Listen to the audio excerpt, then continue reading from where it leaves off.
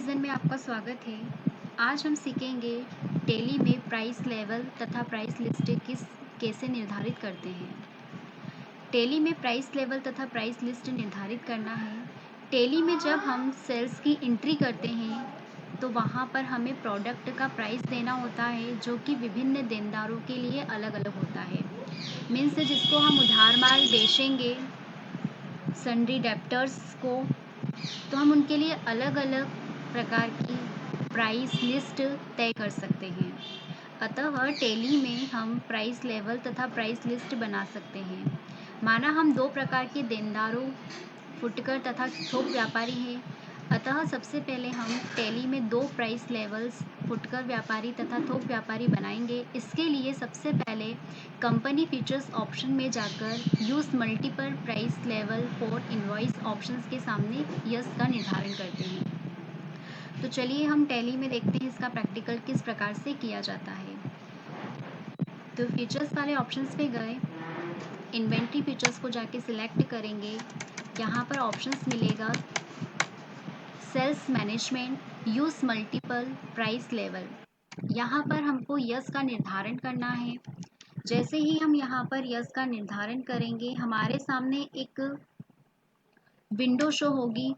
अब यहाँ पर है कंपनी प्राइस लेवल। अब जो भी हम लेवल बनाना चाहते हैं वो हम यहाँ पर टाइप करेंगे। जैसे मैं यहाँ पर टाइप कर रही हूँ फुटकर व्यापारी और एक होगा थोक व्यापारी।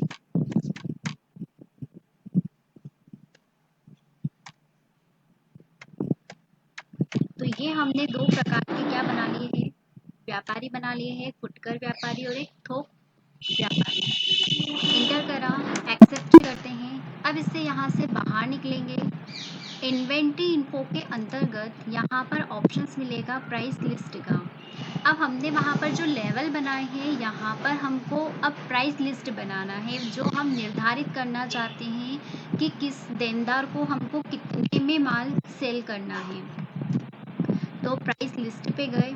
अब जो हमने आइटम बनाए थे वो आइटम यहाँ पर शो हो रहे हैं। जैसे हमने मोबाइल आइटम के लिए सिलेक्ट किया।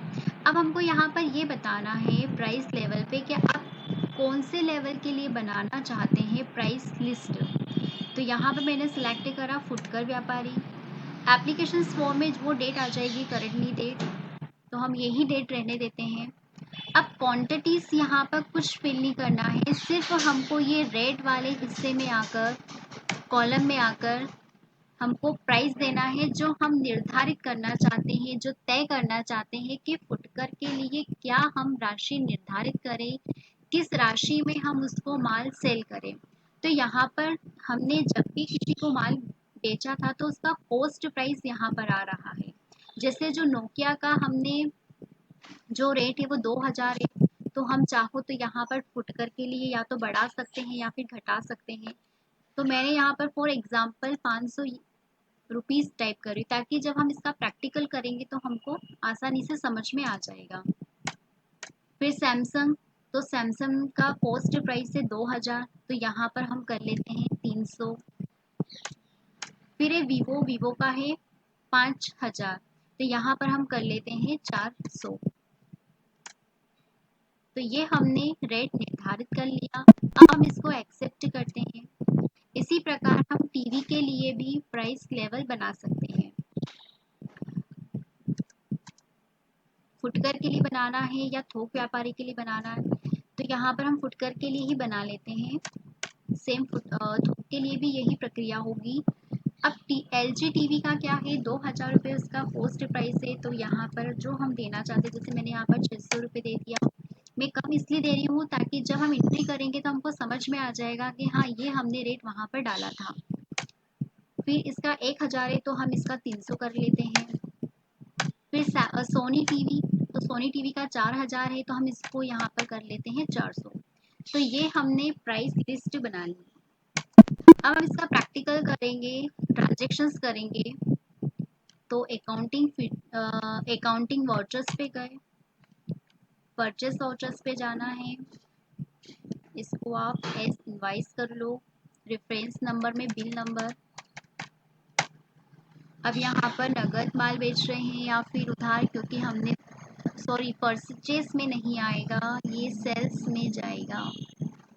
सॉरी स्टूडेंट, ओनली सेल्स के लिए ही ये एंट्री की जाएगी। तो सेल्स में हमने बिल नंबर वगैरह टाइप किया।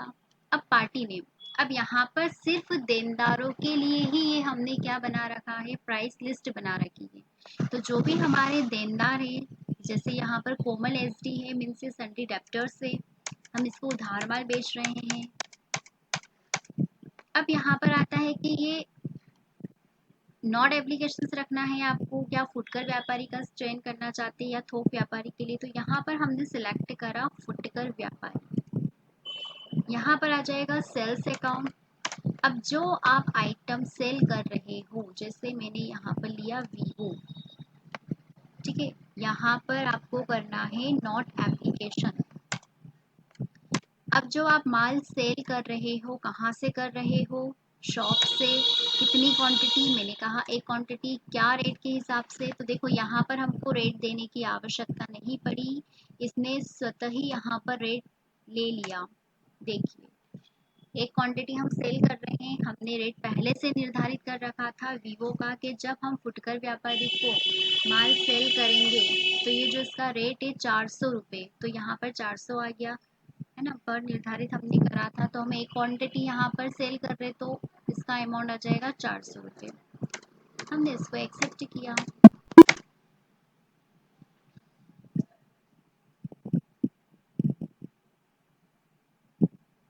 एक और हम एंट्री देख लेते हैं यहाँ पर।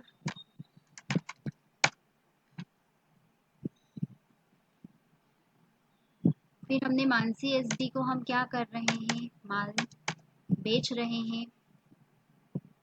हेड ऑफ लिस्ट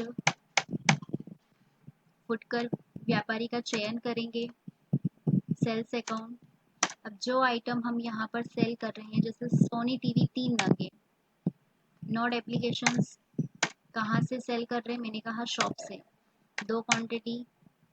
तो देखिए यहाँ पर भी वो रेट आ चुका है जो हमने पहले से ही निर्धारित कर रखा है, क्योंकि जो हमारा प्राइस लेवल है वो हमने यहाँ पर फुटकर व्यापारी का चयन किया है। तो यहाँ पर रेट देने की आवश्यकता नहीं पड़ती है, क्योंकि ये रेट हमने पहले से ही हम निर्धारित करते आए हैं। फिर नोकिया, नॉट एप्लीकेशंस, हम जो माल सेल कर रहे वो शॉप से कर रहे, कितनी क्वांटिटी, एक ही है तो हम एक ही क्या करेंगे, सेल करेंगे। तो देखिए इसका यहाँ पर रेट आ चुका है 500 रुपये। तो पहले से ही जो रेट होता है वो हम प्राइस लेवल के माध्यम से निर्धारित कर लेते हैं, ताकि जब हम एंट्री करें तो यहाँ पर हम, जो हमारा फुटकर व्यापारी है या थोक व्यापारी है, तो यहाँ पर हमको क्या करना है, पहले से जो तय राशि है वो यहीं पर शो हो जाती है। इसलिए यहाँ पर प्राइस लेवल, प्राइस लिस्ट का यूज़ किया जाता है। टैली में बहुत अच्छी सुविधा है ये, इसको एक्सेप्ट किया। तो ये कहलाता है हमारा price level, price list. Thank you for watching video.